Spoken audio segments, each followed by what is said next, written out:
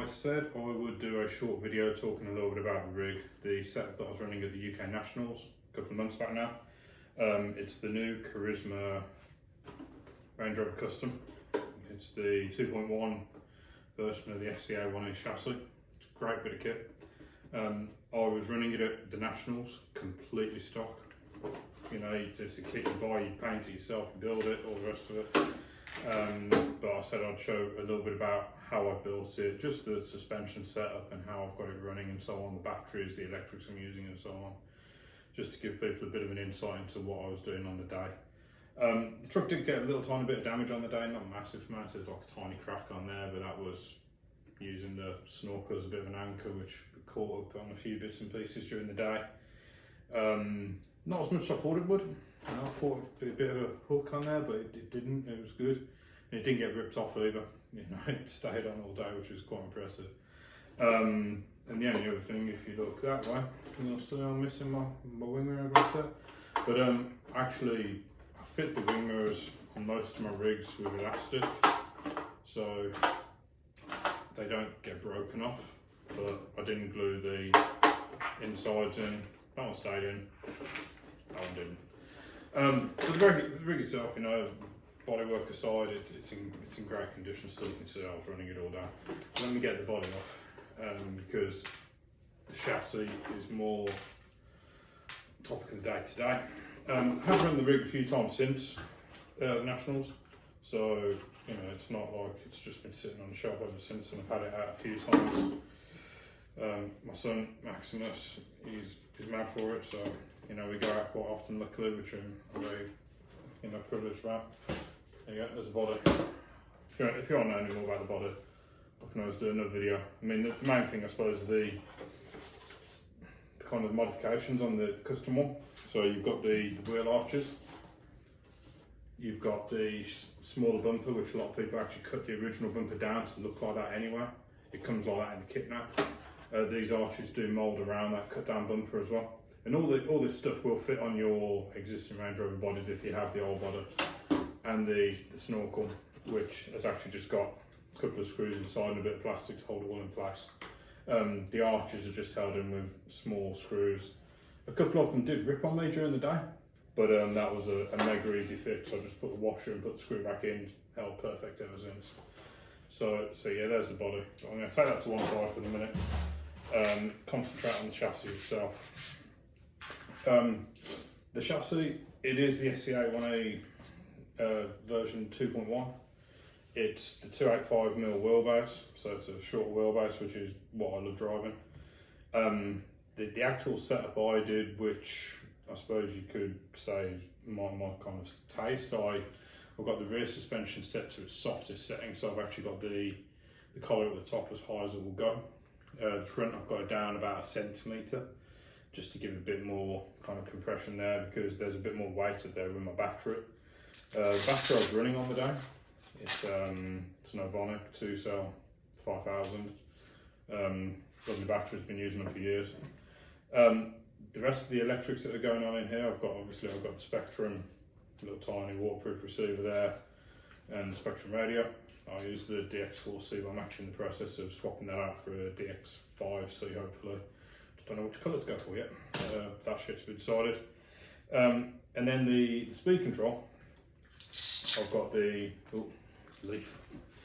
I've got the Arc 2 from Carisma, and I've got that set up using the program card to kind of run how I like it.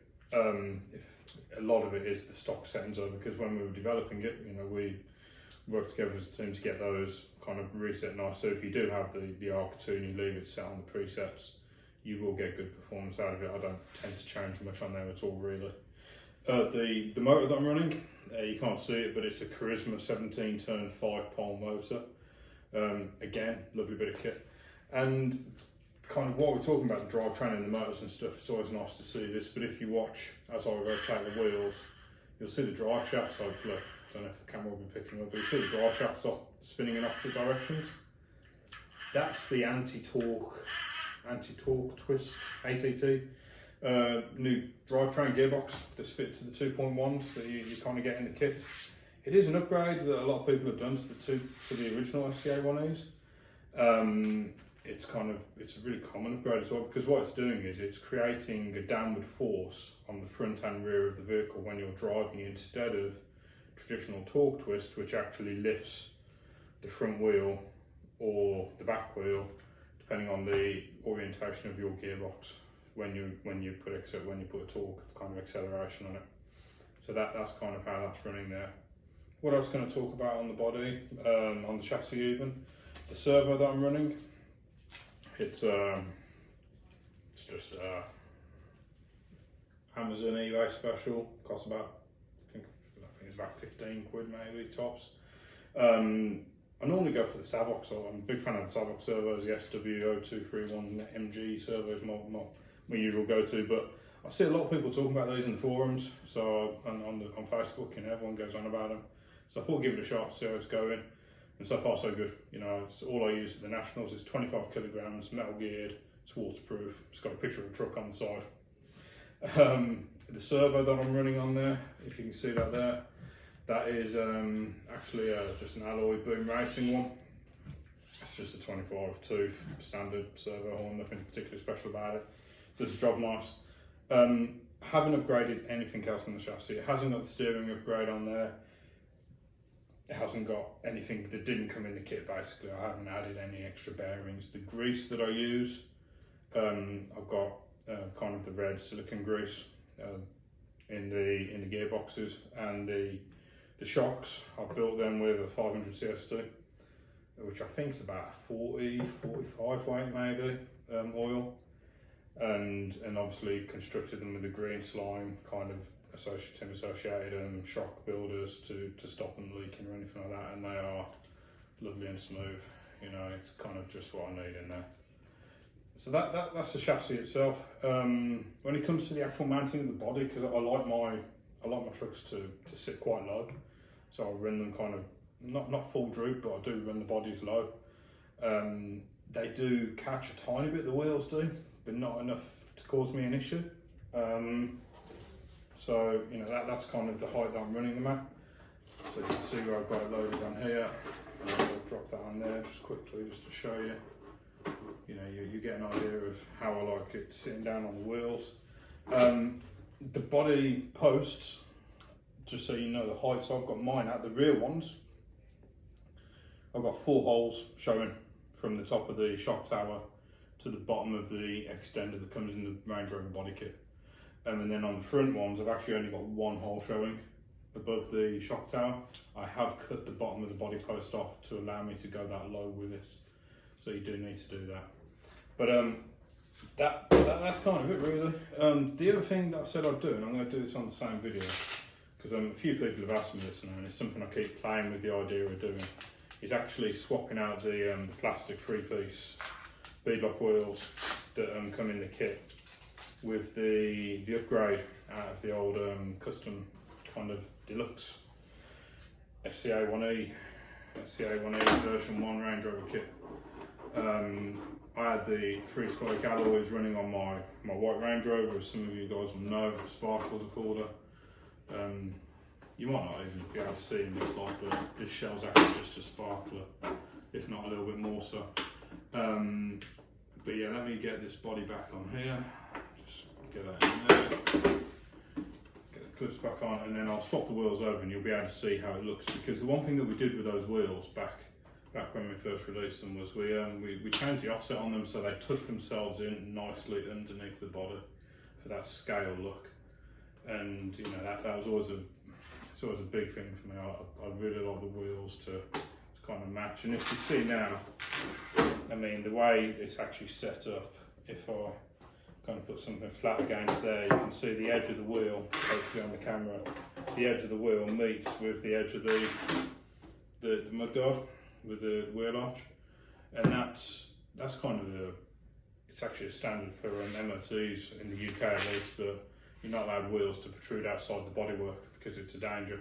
So having the wheel flared, the wheel arches kind of flared out like that allows you to have a wider stance on the vehicle. Now on the original Range Rover bodies, we didn't have that, so we developed the alloys to tuck that wheel in a little bit more. So if I just get a tool and swap these over, you'll be able to see kind of how they fit. And they look, I've already tried it, I'm not going to lie, I've already tested it.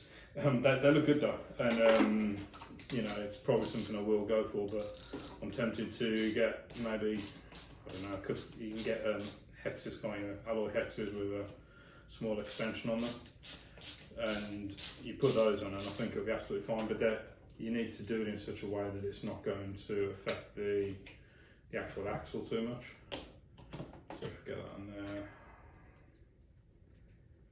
just quickly do these up 1 second. If anybody's wondering about the tool, this is our micro Cyclops handle. It's absolutely love it. It's the one toolkit I carry around all the time now. The RC stuff's got all the Allen keys and the drivers and stuff and the sockets that you need.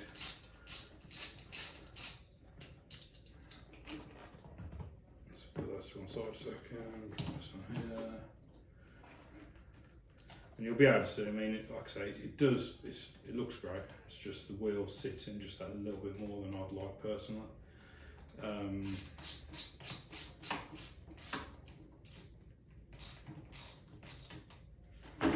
So there you go. So there's the free spokes on there with the same tyres as the other side. It's just you might be able to see, it sticks out a little bit more on the plastic wheels. But if I do the same with my tool there, you see there's just a little gap now. It's not much, a few mil, 4 mil, 5 mil tops, where the wheel's actually sitting in a little bit closer to the chassis, instead of protruding out underneath the wheel arch. But yeah, a little bit about truck, a little bit about the wheels and the options and so on. Any questions at all, anything you want to know, you want more pictures, anything you want, just reach out, hit me up, drop me a message, give me a call, whatever, I do not mind. But yeah, great bit of kit. Pleased to say got me first place in the Nationals, which I'm chuffed about, and that was run exactly as it is here. There aren't any other modifications, not even the ones that you can get from Carisma, like the nice steering upgrades and so on. So there you go. Cheers everyone. Me coming up here. Me coming round here. Back up here. And hard right.